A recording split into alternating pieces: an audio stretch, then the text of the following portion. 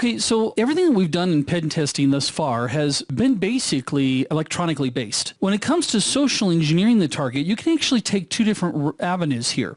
You can either do it electronically via our normal communication channels that we deal with each day, or we can do it in person. But before we get into this particular module, I need you to click on the link down there that says www.dalemeredith.com. Do it now, fast, hurry. Seriously, you got to do this or else your machine's going to blow up. No, you're not buying it? Then you have been trained well, young Padawan.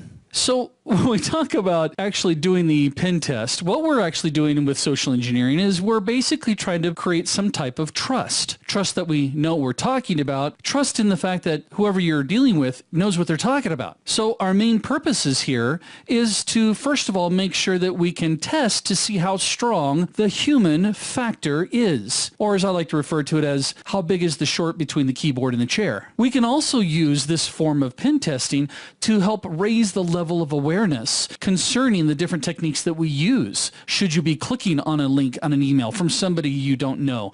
Did you really win the lottery in South Africa? Now, I've got to warn you here, as a pen tester, you need to be extremely careful as well as demonstrate professionalism because of the fact that it could involve legal issues such as a violation of privacy, and it may result in some situations that could be embarrassing for the company. Now, what are the tools that you use for pen testing? Well, technically, it's actually based off of skills that you may or may not have, and that's why it's important to have the right person in place to perform this type of a test. The pen tester needs to make sure that they have good interpersonal skills.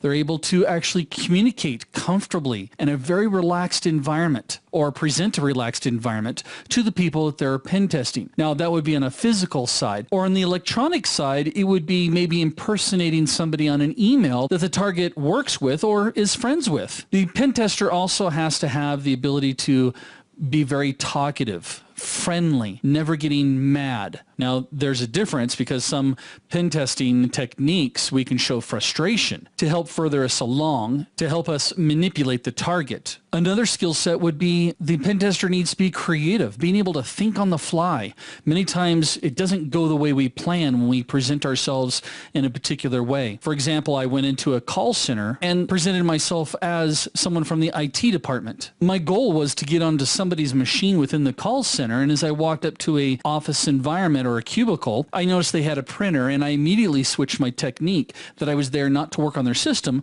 but to work on their printer. And of course, working on the printer required me to test the driver that was installed on their machine, so it was a very natural way of getting access to the person's system. I also detached the printer because I told them it needed to be repaired and walked out the door with it. So not only being creative, but also extremely fast on your feet, right? One of my favorite things to do is to watch movies, and as I watch movies, I'm always looking for situations in the movie where they're actually socially engineering somebody. Now, I know the movies are scripted, but there are times I wish that I was as fast as some of the situations that they portray. And the real big skill set that you have to have is you have to be very confident. If you are nervous during this type of pen test, it's going to show and people will be suspicious. So relax, take a deep breath, and as I always tell myself, what's the worst thing that's going to happen? So we'll go through in the steps here and take a look at how we implement this type of a pen test.